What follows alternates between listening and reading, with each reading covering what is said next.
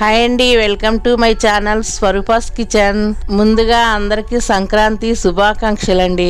ఈ పాటికి అందరు పిండి వంటలు పూర్తయిపోయి ఉంటాయి. నేను నువ్వుల లడ్డూలు చేస్తున్నానండి. అందరూ చేస్తారండి. మరి నేను చేసే రెసిపీ కూడా ఎలా ఉంటుందో చూడండి.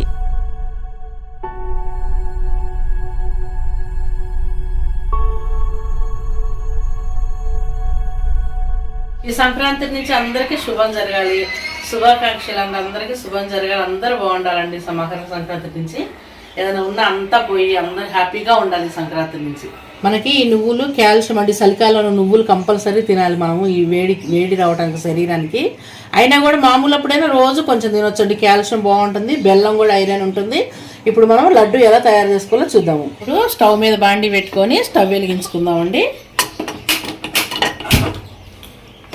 ఇప్పుడు నువ్వులు వేయించుకుందాము. ఒక కప్పు నువ్వులు తీసుకున్నాను నేను, కప్పుడు తీసుకున్న నువ్వులు ఇవి చిటపట్లాడేలాగా వేయించుకుందామండి.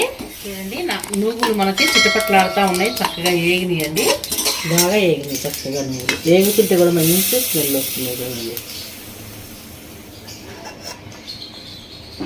ఒక గిన్నె పెట్టానండి స్టవ్ మీద, ఇందులో కొంచెం నెయ్యి వేసాను. ఈ బెల్లం వేస్తున్నానండి, కప్పు బెల్లం తీసుకున్న బెల్లం కూడా ఇది కరగనిద్దాము. ఈ బెల్లంని సిమ్లో పెట్టుకుని పోయి బెల్లం కరగనిద్దాం.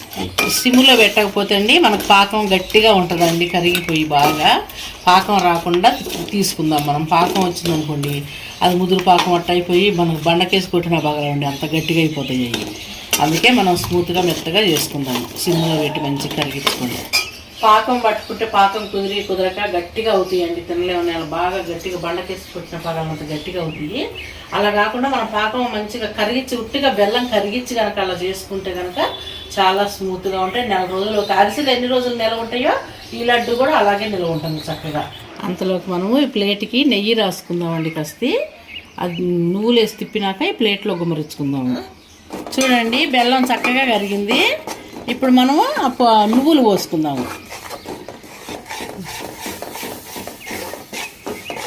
చూడండి, బాగా తిప్పుకుందాం. ఈ నువ్వులు పోసాం కదా, అయిపోయింది. ఇప్పుడు ఈ పళ్ళెంలోకి వేసుకుందామండి. మనం నెయ్యి రాసుకున్నాం కదా, దాంట్లోకి వేసేసాను. ఇప్పుడు ముద్ద చేసుకుందాం మనం. చూడండి, ఇగో ఇలా చక్కగా అవుతుంది. చూడండి,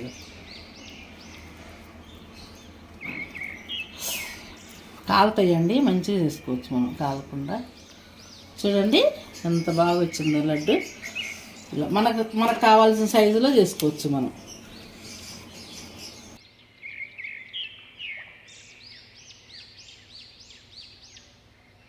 మొత్తం ఇలా లడ్డూలు చుట్టుకుందాం మనం చక్కగా. ఇది తాటి బెల్లంతో కూడా చేసుకోవచ్చు అండి. తాటి బెల్లం ఇంకా మంచిది.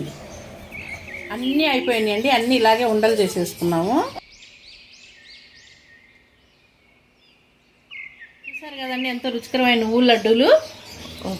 చూడండి ఎంత స్మూత్గా దునిగిందో తుంపగానే.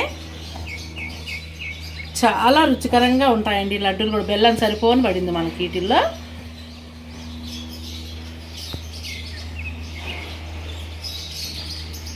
చాలా రుచిగా ఉందండి లడ్డు మాత్రం.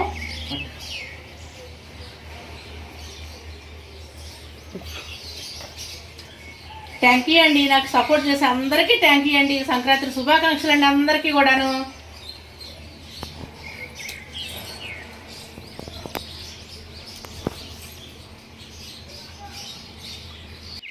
మీరు కూడా ట్రై చేయండి, టేస్ట్ చేయండి. మీకు నచ్చినట్టయితే లైక్ చేయండి, షేర్ చేయండి, సబ్స్క్రైబ్ చేయండి.